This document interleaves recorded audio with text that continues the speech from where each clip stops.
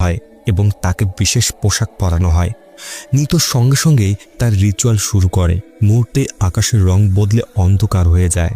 কিজাকা তখন শুকুরের মুখোশ পরে নেয়। সে ঢোল জাতীয় বাদ্যযন্ত্র বাজাতে থাকে, যা পরিবেশকে আরো ভয়ঙ্কর করে তোলে। হঠাৎ ওয়েদার শরীরে ভর করে অদ্ভুত কিছু একটা। তার পা নিজে নিজেই নড়তে থাকে, যেন কোনো অশরীরের শক্তি তাকে নিয়ন্ত্রণ করছে। সে হঠাৎ করে নিখুঁতভাবে নাচতে শুরু করে। এরপর ওয়েদাকে একটি কাঠের খাঁচার ভেতরে বন্দি করা হয়। নিতো প্রতিনিয়ত মন্ত্র পাঠ করতে থাকে। কিছুক্ষণ পর আকাশ আবার পরিষ্কার হয়ে যায় এবং কাঠের খাঁচাটিও খুলে যায়।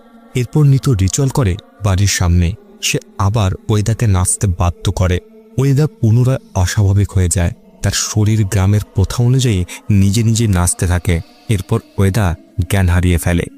ওয়েদাকে ঘরের ভেতরে নিয়ে গিয়ে রিচুয়াল টেবিলের ওপরে শুয়ে দেওয়া হয়, তার গর্ভপাত করার প্রস্তুতি নেওয়ার জন্য। নিতো ওয়েদার চুল কেটে নেয় এবং তা খেয়ে ফেলে।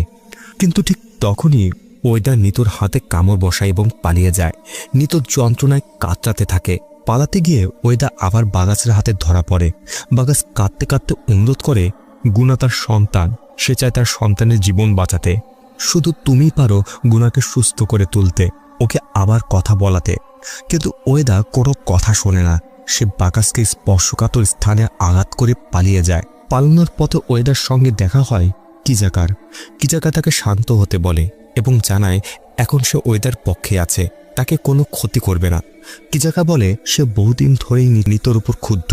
নিতো আসলে একজন ডাইনি। সে সকলকে বোঝায় এই গ্রামটিকে সে সমৃদ্ধ করতে চায়, কিন্তু আসলে তার উদ্দেশ্য ছিল ভিন্ন, গর্ভস্থ শিশু খেয়ে অমর হয়ে থাকা। নিতো অমর হয়ে থাকতে পারে, কিন্তু তার জন্য প্রয়োজন নতুন শরীর।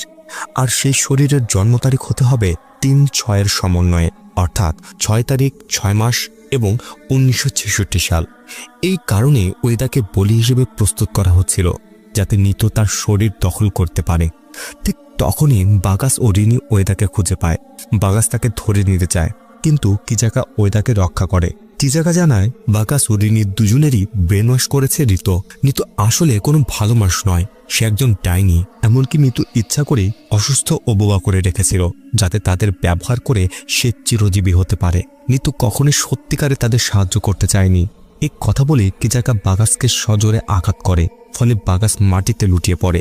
এরপর কিজাকা ওয়েদাকে একটি গোপন স্থানে নিয়ে যায়। সেখানে একটি শূকরের হাড় মাটির নিচে পুঁতে রাখা ছিল।